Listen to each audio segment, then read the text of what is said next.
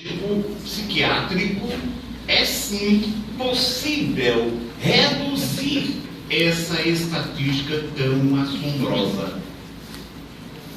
Se nós identificarmos os problemas de saúde mental e se nós tratarmos esses problemas. E desses transtornos mentais, a depressão é a doença psiquiátrica maior responsável pelos casos de autocídio.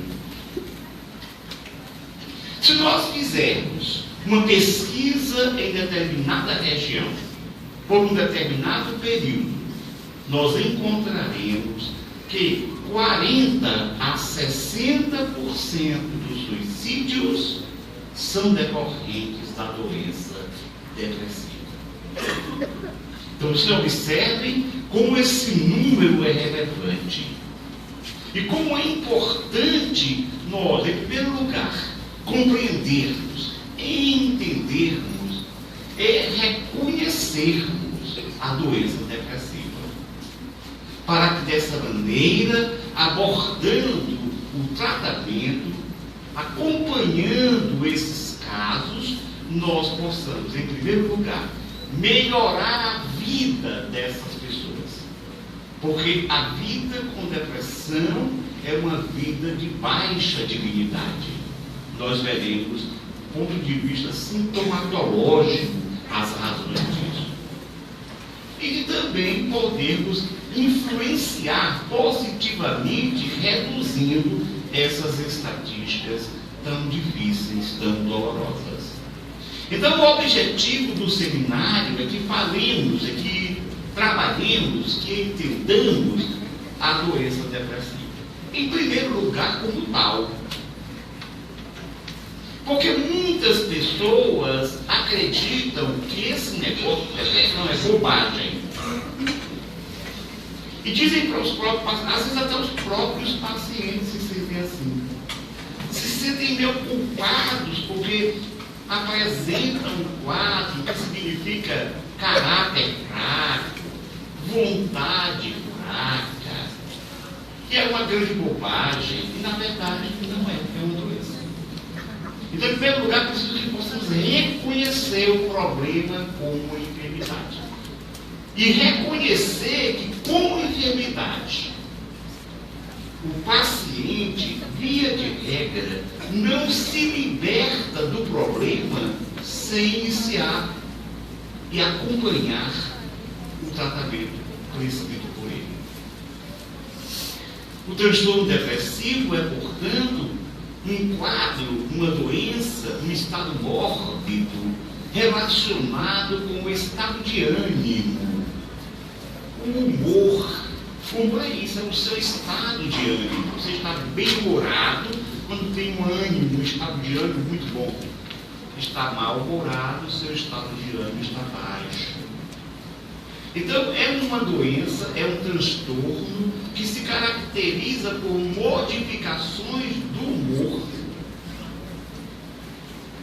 apresentando sintomas que impactam na vida da pessoa e repercutindo negativamente nas suas performances, no seu desenvolvimento, nas suas realizações, desde a relação intrafamiliar até a produtividade no trabalho. Então, as repercussões psíquicas e socioculturais da doença são de conta. Muitas pessoas são despedidas, são demitidas, porque o patrão imagina que a pessoa não quer mais trabalhar, não tem mais o desejo de continuar produzindo. E às vezes até mesmo o paciente pede demissão, porque ele não se acredita capaz. E não está capaz, mas porque está doente. Relações conjugais também, muito frequentemente, são rompidas, porque o cônjuge, companheiro ou a companheira desistem daquela pessoa que não responde aos estímulos. E até porque há repercussões na própria vida amorosa da pessoa. Primeiro porque a depressão, como dizia um dos maiores estudiosos da mente humana, do inconsciente, Sigmund Freud, muito conhecido e aclamado, a depressão é uma doença de falta de afeto, de falta de amor. O paciente com depressão, ele perde o encanto pelas coisas, ele perde o prazer pela vida. Então, por isso que Freud dizia que o paciente com depressão, ele tem dificuldade de amar, que começa a dificuldade de se amar. E todos nós, espíritas e cristãos, conhecemos uma passagem do sábio mestre da Galileia no seu Evangelho, em que ele lembra que para ser feliz, para alcançar o reino dos céus, nós precisamos amar. Amar a Deus sobre todas as coisas e ao próximo, como a si mesmo. Observe a sabedoria de Jesus, que demonstra que para que nós possamos amar o próximo, nós temos em primeiro lugar que nos amarmos, que nos compreendermos como ser imortal, como ser filho de Deus. E para amar a Deus, que é uma instância imponderável, nós temos que amar o próximo, que é a instância objetiva. Então são três instâncias do amor: uma instância subjetiva, uma instância objetiva e uma instância imponderada.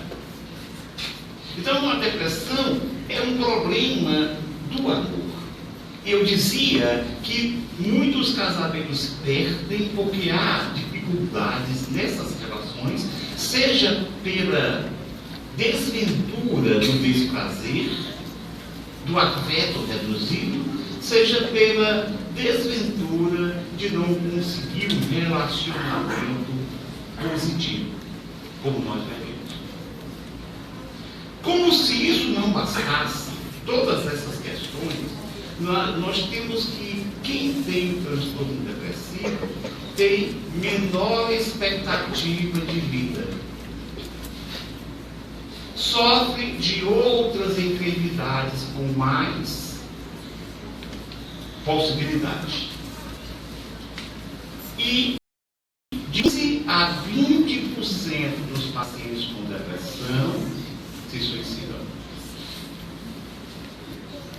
Fora aquelas tentativas de suicídio frustradas, que nós sabemos que são 10 a 20 vezes maiores do que os suicídios que acontecem.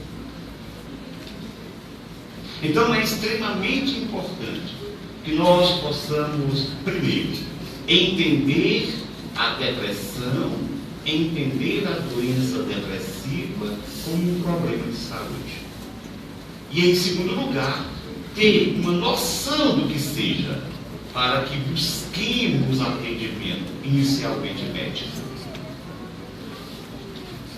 De todos os pacientes que sofrem de depressão no planeta, apenas 1/3 procura atendimento médico. E a maioria desses que procuram atendimento médico procuram o clínico geral. O clínico geral nem sempre está com a possibilidade de diagnosticar a depressão. Em primeiro lugar, por falta de vivência nessa área. Em segundo lugar, porque a doença depressiva, ela se manifesta de variadas formas. E por isso, desse 1/3 que procura o clínico, apenas a metade recebe o diagnóstico. A outra metade recebe um diagnóstico assim: olha, o sujeito examina, o médico examina, pede exame, e fala assim: olha, o senhor está bem, os seus exames estão todos normais, o seu problema é emocional. De alguma forma ele acertou. mas que problema eu posso chamar? E aí passa um ansiolítico, benzodiazepínico, desses comuns que o pessoal gosta de usar. E esse medicamento não é um medicamento para depressão, ou seja, ele não vai melhorar da depressão, ele vai continuar, quando muito, indo a outros médicos e deixando a coisa como está. Porque o profissional de preferência para o atendimento desses temperos é o psiquiatra. Mas existe um preconceito em relação a isso, porque as pessoas dizem, não estou doido. Esse médico é médico de doido, eu não estou doido. A questão é que o psiquiatra é médico de pessoas que têm distúrbios emocionais vários. Para começar, não existem mais doidos. Alguém pode ficar meio estarrecido. Eu mesmo não sei como alguém pode dizer. Mas eu estou falando que não existem mais doidos porque a psiquiatria não denomina os pacientes com transtornos mentais graves, que eram assim chamados de loucos, não os denomina dessa forma. Por quê? Porque da década de 1950 para cá, houve uma reforma terapêutica, uma mudança, uma abordagem de tratamento que permite o controle das doenças mentais. Então, o louco era aquele que não tinha o que fazer com ele, que ele ia piorando sempre e acabava ficando internado no nosocômio para o resto da vida, porque não tinha condições de conviver na sociedade. Hoje, os tratamentos que existem em diversas instâncias, nas diversas frentes terapêuticas, ele já permite que um percentual bastante alto dos doentes mentais, dos transtornados mentais, possa ser controlado. Significa dizer, assim como, por exemplo, nós, os que temos diabetes, que temos hipertensão, esses todos podem controlar a doença. Quer dizer, a doença não vai ter a repercussão que teria se não estivesse sendo controlada. Esse é o fato que desde a década de 50 nós tivemos, mas por essa razão o termo louco saiu da denominação desses pacientes.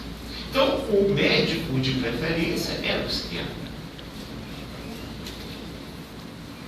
Agora, o que é depressão?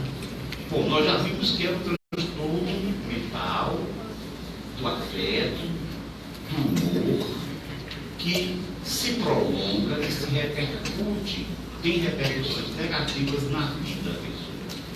Porque a grande confusão é assim, poxa, mas se depressão é esse negócio de tristeza, eu tenho muita tristeza. Ora, todo mundo tem tristeza. Ninguém fica feliz quando alguma coisa não dá certo, quando se frustra. Se você tiver o seu desejo frustrado, você vai ficar triste naturalmente. É uma reação natural. O problema é ficar triste por muito tempo em desproporcionalidade à causa, ou sem causa. Esse é o caso da depressão. Mas quais seriam as causas?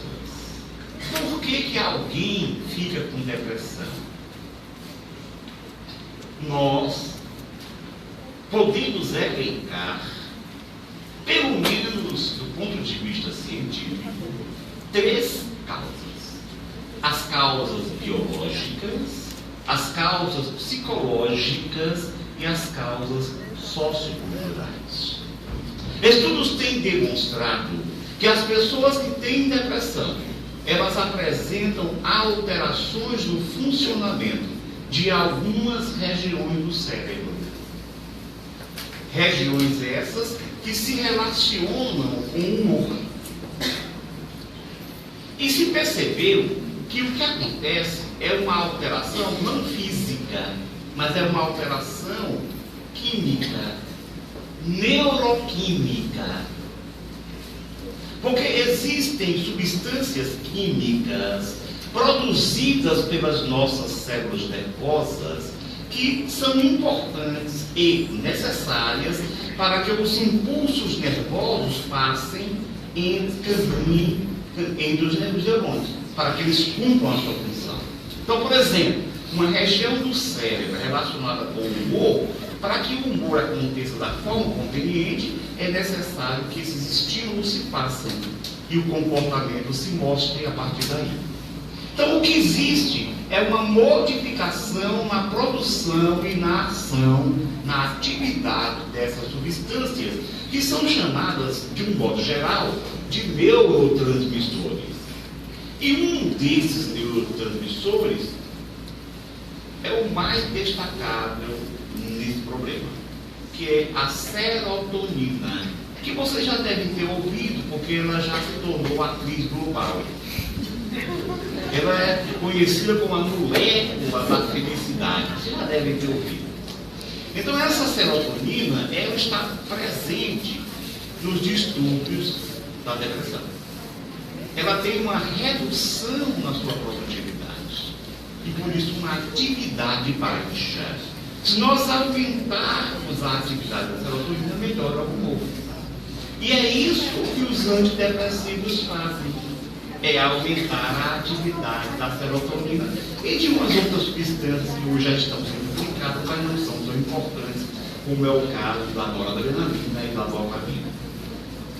Não se importem com esse nome, são substâncias químicas produzidas pelo organismo. O que eu quero que fique é que existe uma causa biológica.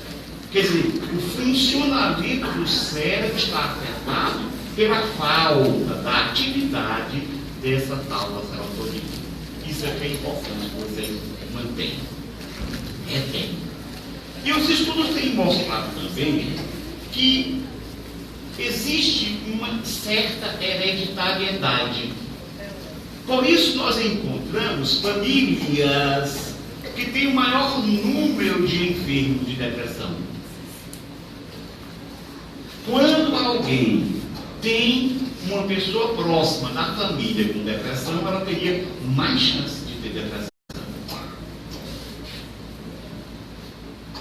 E os estudos têm mostrado que é porque existem algumas alterações genéticas lá nos genes. Não são aquelas alterações em doenças clássicas da teoria da genética, tipo, por exemplo, a trissomia do cromossoma 21, que todo mundo conhece, uma síndrome de Down. Aquilo já é uma alteração do próprio cromossoma, tem uma alteração, 3 cromossomas desse local.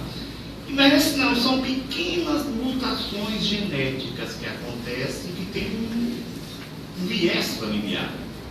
Por isso a pessoa nasce com uma predisposição ao problema.